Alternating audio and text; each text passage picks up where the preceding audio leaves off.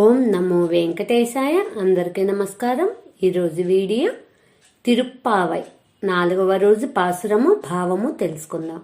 ఓం ఆళిమళై కண்ணా ఒன்று நீ கை கரவேல் ஆழியில் புக்கு முகந்து கொடாத்தேரி ஊழி முதல்வன உறவம்போல் மெய் கருத்து பாழியந்தோளுடை பர்பநாபன் கையில் ஆழி போல் மின்னி வலம்புரி போல் நின்ற திறந்து தாளாதே சேரங்க முதைத்த செரமலை போல் வாழ உலகினில் பெய்திடாய் நாங்களும் మార్గలి నీరాడ మగళిందేలోరెంబావాయ్.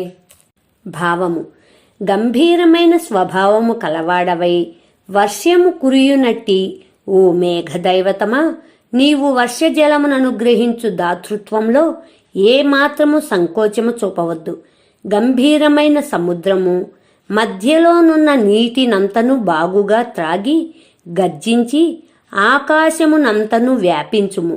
సమస్త జగత్తులకు కారణమైన శ్రీమన్నారాయణి శరీరము వలె దివ్యమైన నల్లని స్వరూపము ధరించి ఆ భగవంతుని సుందర విశాల దీర్ఘ బాహువుల జంటలో కుడి చేతి ఎందలి చక్రాయుధము వలె మెరయుచు ఎడమ చేతి ఎందలి శంఖావలే మధుర గంభీరముగా ఉరిమి ఆ భగవంతుని శార్గమను ధనస్సు నుండి వెడలివచ్చు బాణముల వలె వర్షధారలు లోకమునంతను సుఖింపజేయునట్లును మేము సంతోషముతో మార్గశీర్ష స్నానము చేయునట్లును వర్షించుము అని ఆండాల్ ఈ పాసురములలో ప్రార్థించుచున్నది.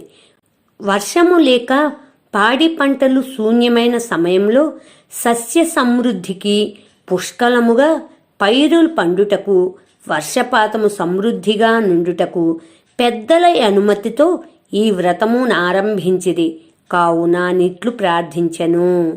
ఆండాల్ తిరువిగళే శరణం. మరిన్ని శ్లోకాలతో నెక్స్ట్ వీడియోలో కలుద్దాం. ధన్యవాదములు.